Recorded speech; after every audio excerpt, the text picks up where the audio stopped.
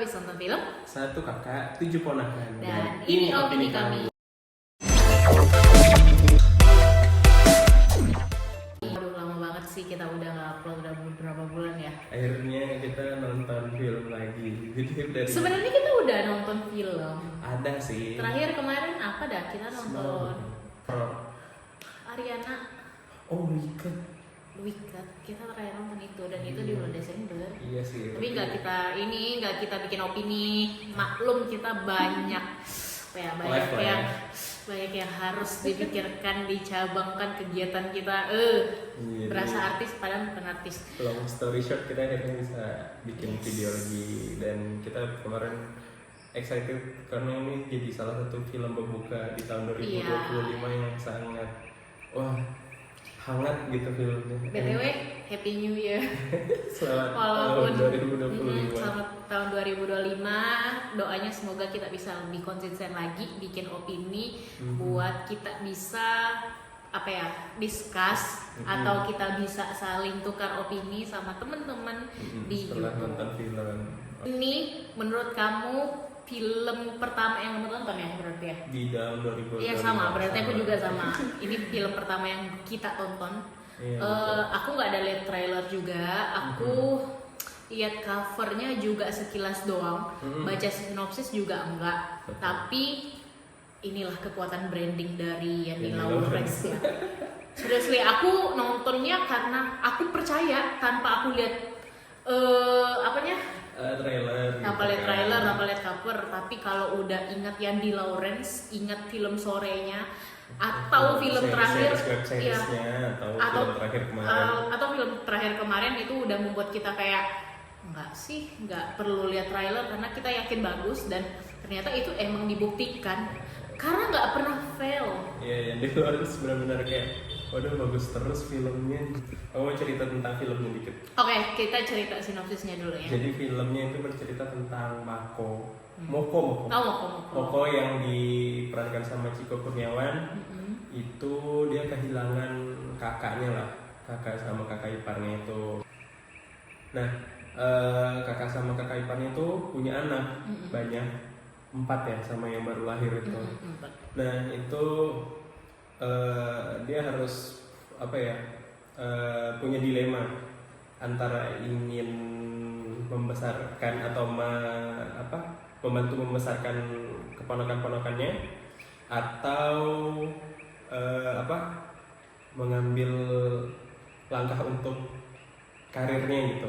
Moko ini arsitek, ini baru lulus gitu ceritanya. Ternyata ada musibah yang nggak diduga-duga, kayak kena sambar petir tiba-tiba. Kakak sama kakak iparnya langsung nggak ada, meninggalkan anak-anak yang masih kecil gitu. Kasihan banget. Nah, jadi sebenarnya film ini nih juga adaptasi dari novel. TV series. TV series di tahun 96. Penulisnya itu Arswendo Atmo Wiloto. Nah, itu salah satu jadi penulisnya juga. Itu dengan judul yang sama berarti? Dengan judul yang sama. Okay. Ini tuh genrenya film keluarga gitu ya. Jadi ini film keluarga, terus ini film yang menceritakan yang relate lah, cukup banyak relate di Indonesia. Terus ada ini loh, salah satu scene yang aku favoritin itu yang pas mereka nanti ada masuk si siapa? Si Amanda Boko sama Amanda Rawless. Itu yang beranin Laurin. Nah itu kayak ada scene cuci mobil yang benar-benar bikin suasana itu jadi sendu banget. Kayak ada nanti kalau kalian buka trailernya itu nanti di mobil terus ada sabunnya itu kan. Jadi mobilnya jadi pink semuanya, itu keren banget sih. Terus ada hal yang nggak diduga-duga yang ya nggak tahu sih kalau orang yang udah lihat trailer atau udah baca-baca review film. Tapi ini benar-benar kita nggak ada baca sama sekali ya. Terus kaget ternyata ada David di sini. Aduh. Ada cameo yang mengejutkan. Dan sebenarnya dia nggak acting, tapi dia benar-benar memerankan diri dia sendiri untuk mereview, menjual MacBook M1 itu. Film ini tuh goodnya bagiku. Nah ini kita langsung masuk ke plusnya aja. Film ini goodnya ya, dari awal kita sedih. Betul. Di tengah kita bisa ketawa lagi. Nanti sedih lagi. Nanti tuh ada lagi hal-hal yang, di kesedihan itu tuh 2-3 detik ada yang nyeletuk itu bisa kita happy lagi. Maksudnya bukan happy sih, tapi lebih ke ketawa. Iya, di Lawrence tuh kayak bisa membenturkan dua emosi di scene yang sama gitu. Betul. Kita dipaksa untuk sedih, tapi sekaligus masih bisa ketawa di situ kayak. At the same time kita juga bisa ngerasa ketawa gitu. Contohnya yang kayak ya tadi lah, yang kayak dia mau beli ini tapi keponakannya sakit, harus masuk rumah sakit, terus harus bayar nggak bisa. Pas bayar ada David mau COD laptop. Bayangin lagi sedih-sedihnya. Itu sih. Dia nggak jadi beli laptop gara-gara ini. Tapi itu karena ada David juga yang di sini sampai nge-review rumah sakitnya juga pakai BPJS. Semua dialog yang dimainkan sama karakter-karakter di sini itu natural rasanya. Ngobrol banget. Jadi kayak kita nggak bosan. Mereka ngomong sepanjang berapa menit tetap ngobrol itu natural banget ya. Natural. Apalagi yang dilakukan kayak ngasih scene-scene yang kayak dari dilihat kameranya dari jauh. Mereka ngumpul. Iya. Pas mereka main piano. itu kan dari jauh. Tapi obrolannya tuh ya mereka kayak ngumpul bareng gitu, kayak keluarga gitu. Itu banyak sih. Senengnya aku film itu kayak gitu. Terus ini juga sih menurutku ya, sebentar. Menurutku ya, aku nggak tahu juga sih sebenarnya statement yang keluar dari mulut aku ini bisa benar apa enggak. Tapi menurutku orang yang nonton ini bakal punya persepsi masing-masing, apa makna yang bisa dipetik masing-masing. Kalau dariku pribadi misalnya, itu scene yang benar-benar memorable dan wow banget di aku itu. Aku nggak tahu, mungkin kalau aku nonton film luar, explore film luar juga atau apapun, aku bisa nonton itu kali ya. Tapi aku baru banget nonton film Indonesia yang biasanya kan cewek yang briefing bawa anak ya. Nah tapi tuh di situ dia dengan kondisi dia yang walaupun bukan sebagai bapak, si Mokonya itu dia briefing bawa keponakannya wawancara bawa anaknya, dan sempet nih ngobrol sama dia. Apa kamu bilang kamu nggak nyaman dengan scene itu? Sebenarnya iya, mungkin dilihat kayak tabu repot ya, banget gitu kan. Maksudnya. Nah bayangin guys, itu yang dialami sama perempuan.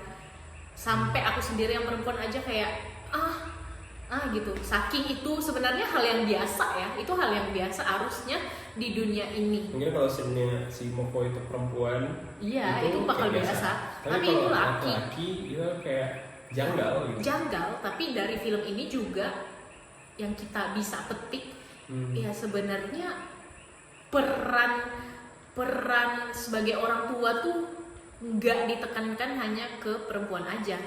Maksudnya bisa aja dua-duanya yang saling backup. Dalam artian nggak cuma perempuan yang nge-backup harus bawa anaknya kemana-mana. Laki juga bisa. Ya, bukan persepsi yang berbeda-beda setiap orang habis nonton, tapi pengalaman hidup orang. Setiap orang kan beda-beda pengalaman hidupnya ya. Ketika nonton ini ada satu nilai atau satu momen yang bikin dia tuh ngerasa ini yang cocok banget sama aku. Iya, relate lah istilahnya. Kalau ini mungkin tadi scene yang tadi kan. Kalau aku mungkin scene yang misalnya aku menggambarkan diri aku sebagai Moko misalnya. Moko tuh seorang yang fighting dan mau membalas jasa dan budi dari kakak-kakaknya dengan merawat anak keponakan-keponakannya kayak gitu. Jadi kayak aku ngerasa relate karena mungkin itu kali ya, pengen membalas apa yang udah orang lain lakukan dengan cara aku melakukan apa yang orang lain itu lakukan ke aku gitu, tapi ke orang lain lagi supaya kayak di endingnya di sini supaya menghidupkan orangnya tuh tetap ada gitu. Walaupun orangnya udah nggak ada. Jadi yang dilakukan tuh biar orangnya tuh kayak merasa masih ada ya. Tapi kita lakukan cara apa yang dilakukan. Dari situ aja kita berdua apa yang kita petik maknanya kita bisa banyak, beda. Gitu. Apalagi penonton lain juga, aku yakin kalian yang udah nonton pasti bisa memetik juga makna-makna yang menurutku ini maknanya di aku nih gitu. Nah itu sih. Tapi sebenarnya juga banyak terus juga menurutku menjadi people Pleaser itu juga nggak enak, nggak Iya, bagus. betul. Nilainya banyak banget. Nilainya banyak banget. Kadang masa sih lo mikirin orang terus tapi lo nggak mikirin diri lo sendiri, sampai lo seberantakan itu lo juga nggak peduli sama diri lo, tapi lo mau apa ya ya gitu sih. Iya, dan pemilihan Chico sebagai Moko Iya. itu best. Karena dia tepat sekali. soft spoken banget. Terus kayak gitu, mukanya, mimiknya, Iya, sedihnya itu jujur benar-benar kalau kerasa menurutku gitu. dia dapat banget. Terus semua, dan aku sukanya dari film ini, walaupun Moko itu sebagai karakter utama, tapi karakter-karakter lain tuh tetap memorable. Oh iya maksudnya nggak menutup ya. Setiap masalah yang dilewati setiap karakter itu di akhirnya ada penyelesaiannya gitu, dan selesai gitu.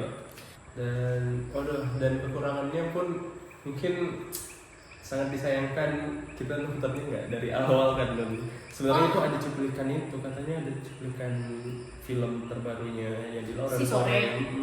Ya udah nonton lagi aja. Nonton ini jadi kayaknya Apa pengen apa, nonton lagi. soalnya kita bakal nonton lagi juga karena Bagus. sebenarnya kita telat kayak 3-4 menit kayaknya. Mungkin ya. Ya mungkin ya, tapi nggak apa-apa, kita bakal Tapi nonton bagus. lagi repeat. Karena bagus. Aku repeat sih, kamu repeat ya? Iya, repeat. Repeat. Iya, kalau yang belum nonton mending nonton deh, karena bagus banget film Bagus ini. banget, aku berharapnya sampai juta-jutaan sih di Iya. film. Aku Juta-jutaan juga sih berharap aku sih. berharapnya. Dan Terus minusnya nggak ada lagi, aku udah merasa nggak ada ya kalau dari film aku. bagus. Kalau dariku itu aja sih. Film yang bisa bikin aku nangis dengan. Oh iya, pertama kali Enak, gitu. dari awal 2018 aku nonton sama dia ini sih film setelah berapa tahun bersama. Padahal lebih ini baru ada banyak Lihat film film. sedih kan. banyak kita banyak nonton juga film tapi yang sedih. benar-benar bisa lepas dan nangis tuh, emosi keluar tuh ini. Iya, gitu. setuju. Iya sih. Siapin tisu kalau mau Ah, iya. nonton. Nah, kalau dari kamu rating deh. Aku rating 9 dari Waduh. 10. Ini bagus. Kalau aku walaupun ada minusnya tapi aku mau ngasih 10 loh. Boleh. Boleh ya, banget. boleh. Tapi aku nggak apa-apa deh, sama aja 9 sama kayak si Wahyu. Nah, itu sih kalau dariku. Aku nggak sabar nunggu film Yang di Lawrence maksudnya yang diadaptasi dari web series, which is Sorry. film pertama dia juga yang web series pertama dia juga yang aku tonton.